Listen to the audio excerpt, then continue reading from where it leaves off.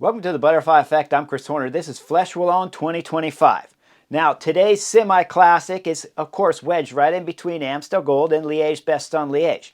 If you watched Amstel Gold, you know Matthias Skjelmos from Lidl-Trek won that day over Tadej Pogačar, who finished second, and Remco Evenepoel finished third. Now, this is the Butterfly Effect, and I like to do some coaching analysis, and I don't like to sugarcoat things. So when I see the win from Matthias Skjelmos at Amstel Gold, what I see here is a rider that took a great opportunity, raced tactically correct at the finish of the race. I didn't like when Lidl-Trek were pulling on the front with just under 50 kilometers to go, but I like the way Skjelmos raced later when Remco Evenepoel bridged up to him with about 25 kilometers to go. He was wise, sat on the Belgium kid going up the climbs, worked with him on the flats. They caught Tadej Pogačar with about 8 kilometers to go, and then he won in the sprint after Remco Evenepoel had to do all the way up to Kohlberg, across the flat section, and then lead out the sprint with 250 meters to go. Remco Evenepoel jumped a little bit early. Tadej Pogačar took advantage of it, started coming over the top there of Remco Evenepoel, but Skjelmos was even faster than Tadej Pogačar and won in a bike throw over the Slovenian. Now, why do I bring that up for today's race? Well, it's important to understand in cycling whether or not if you are first page rider or second page rider, and of course here on the Butterfly Effect and Beyond the Covers, I always like to say if you're second page rider, you don't ride with first page riders. That's the way it is. You don't ride with Tadej Pogačar, you don't ride with Remco Evenepoel. Skjelmos did it the correct way, riding along the flats, being careful with his energy, and won the sprint.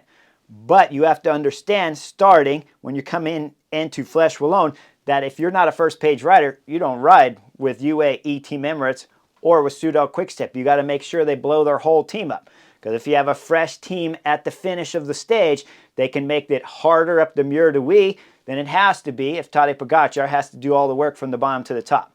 Now, I'll give you some examples when I raced for Romandy. That's why I brought up the jerseys here. In 2006, I was riding for the team, and we had stage 2 coming up. It was really day 3, but stage 2, as we went up over the climb, I was swinging on a group of, we'll call it 15 riders. We got down the descent. It was wet and miserable, much like we see here at Flèche Wallonne. An opportunity opened up when everyone slowed up at the front. I attacked. I wasn't a threat on the general classification, so they gave me a bit of a gap. And then, of course, I went on to get the race leader's jersey. Now, why did I bring it up? Well, after the podium ceremonies, I get in the team car with the director sportives from Lotto, and they said, "You're our team leader here starting for tomorrow's stage." And I said, whoa, guys. I'm not the team leader. Cadel Evans is our team leader. If you saw him going up the final climb, he was in the front group. He looked marvelous. I was surviving and clawing my way to get back to that group of about 15 riders, and most of the time it was somebody in front of me clawing his way to get back while he was pulling me on his wheel. These are the facts. I don't like to sugarcoat things. I don't sugarcoat it for the Butterfly Effect, and I didn't sugarcoat it for my own results throughout my career. Did I win the stage? Yes, I did. Was I wearing the race leader's jersey? Yes, I was. Was I the best option to win the general classification at Romandy that year? No, I wasn't. We had Cadel Evans, who raced spectacular, and I helped him win the general classification that year in 2006 for Lotto because we did not change the plan after I put myself in the race leader's jersey after stage 2.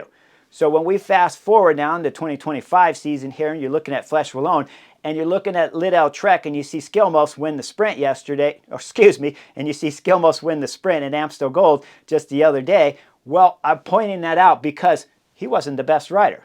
No matter way you see it, you can argue with me that Remco Evenepoel could have been the best at Amstel Gold. You can argue with me that Tadej Pogačar could have been the best because he rode 35 kilometers solo there at Amstel Gold, but Remco Evenepoel bridged up to him with some help from Lidl-Trek Skjelmos. But you can't argue with me that Skjelmos was the best between those two riders. You can just say factually that he won Amstel Gold. But I can argue that for sure Tadej Pogačar is the #1 ranked rider in the world, and I can argue that Remco Evenepoel's form is coming up big time. So when you start here at Flèche Wallonne and the cameras come on proper, let's take a look at the profile, because at 205 kilometers with 11 climbs on the course, and I'll call it about 130 miles in length, with 3 circuits that they got to do the Mur de Huy and finish at the summit of the Mur de Huy for the last time after the 3rd lap, well, I'm pointing out the tactics before that, because if you thought Skjelmos, Lidl-Trek team, should be riding the front here at Flèche Wallonne, I'm here to tell you you're wrong. There should only be 2 teams at the front, and it should be called Soudal Quickstep or UAE Team Emirates.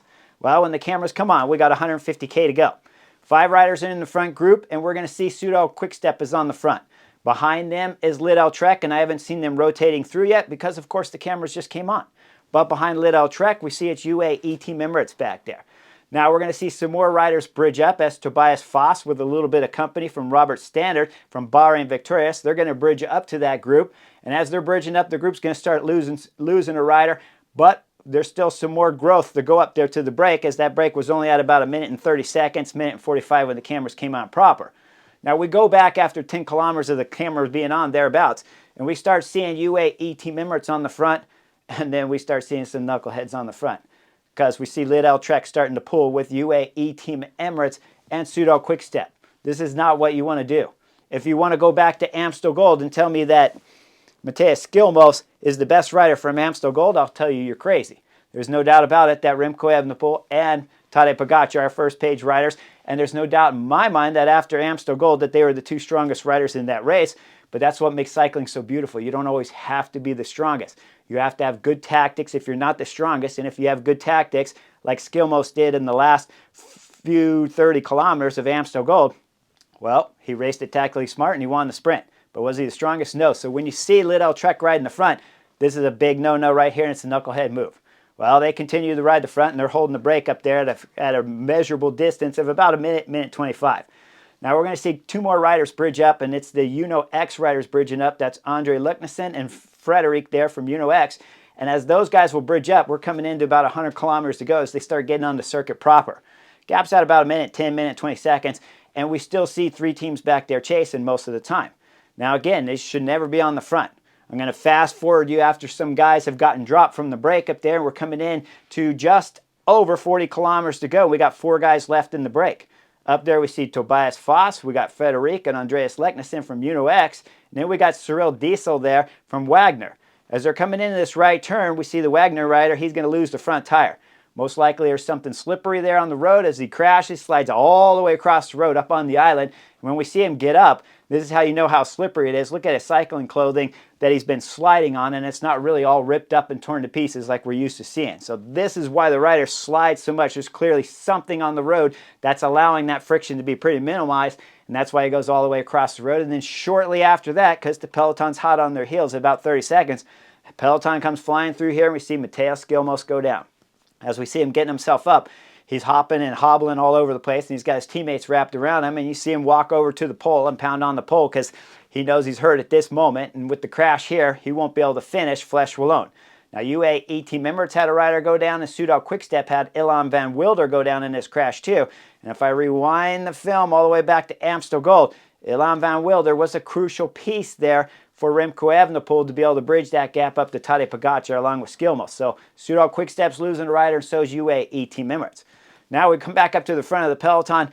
We know there's 3 riders left up there with Tobias Foss and the 2 Uno X riders, and we look back at the peloton as it's getting really nervous because we're getting ready to start the Muir for the second to last time here. As they're going up the Muir, we see the 3 riders are holding about a 20-30 second gap on the peloton behind, and then Visma bike at the summit there of the Muir for the final lap here, just getting ready to start. They start some attacking, but they started on the steepest climb here at Flèche Wallonne.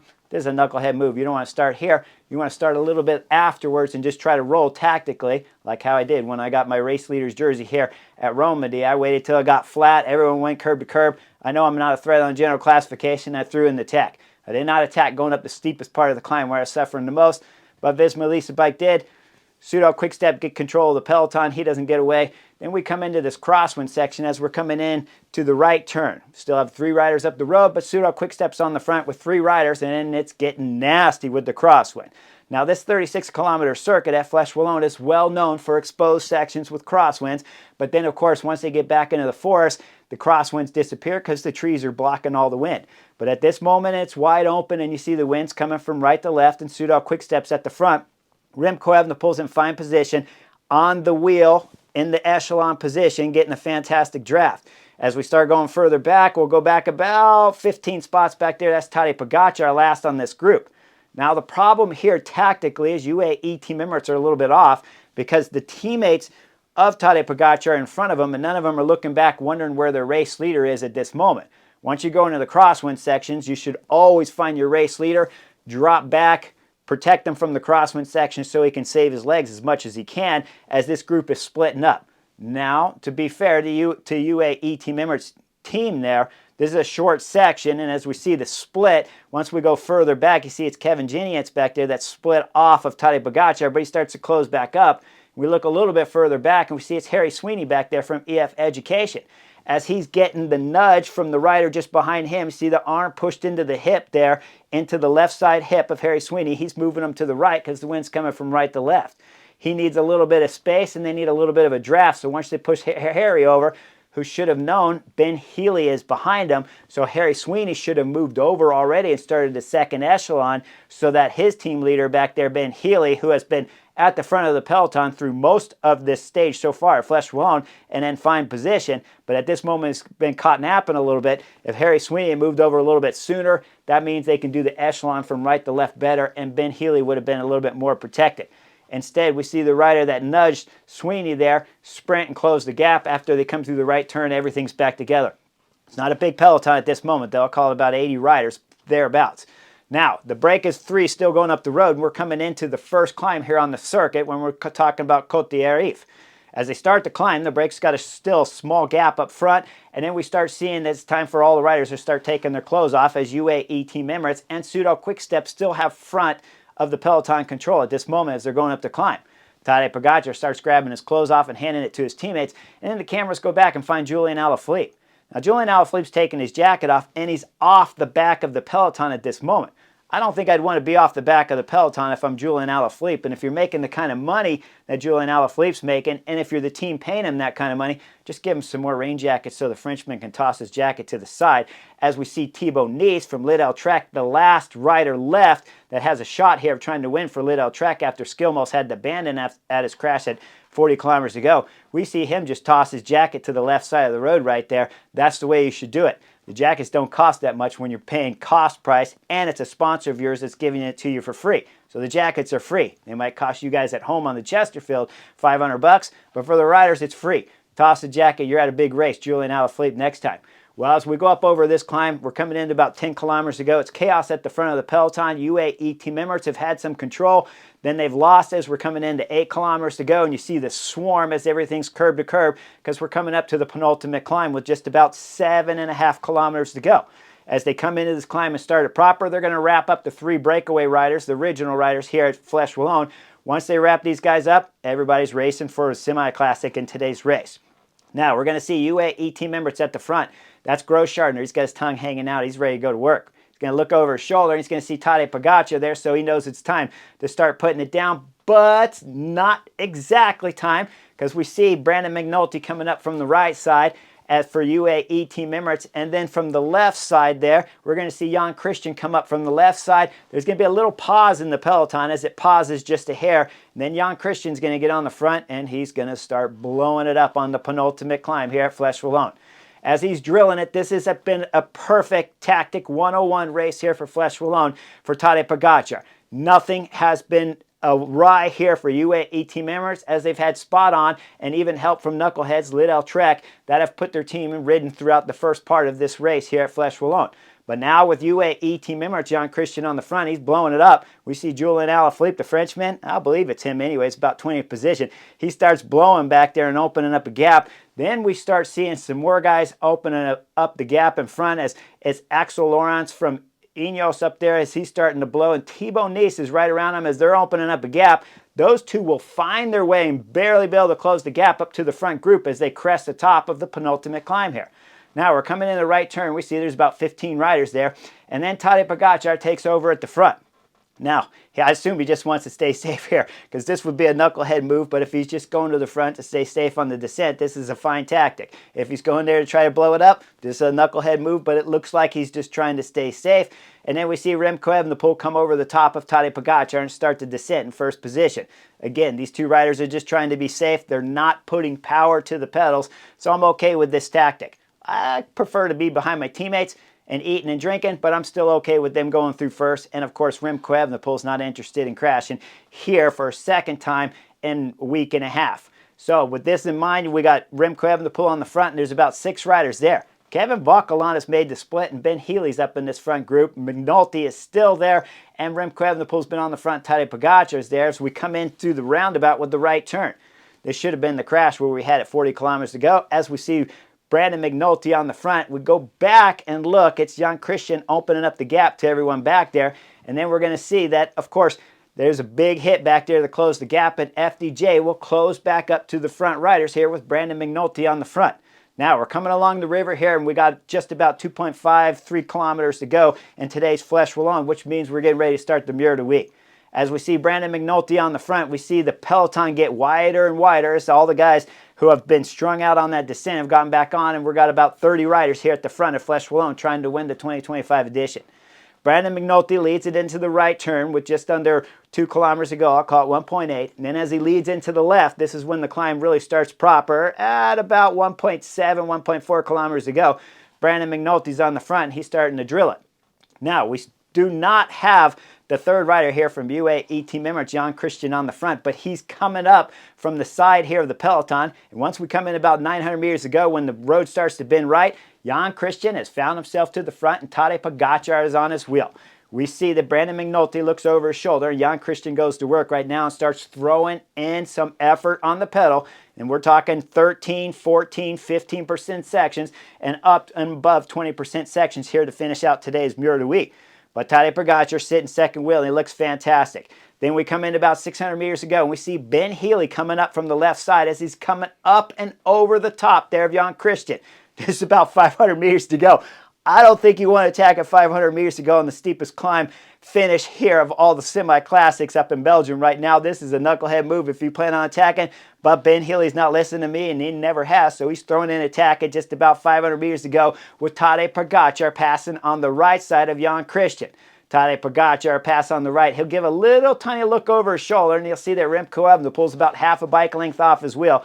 So Tadej Pogačar, with no effort at all, still sitting in the pedals. Maybe a little bit of effort. I might have been exaggerating that. But whatever it is, he's not out of the saddle at this moment. He starts to accelerate and immediately starts opening up a gap on Remco Evenepoel.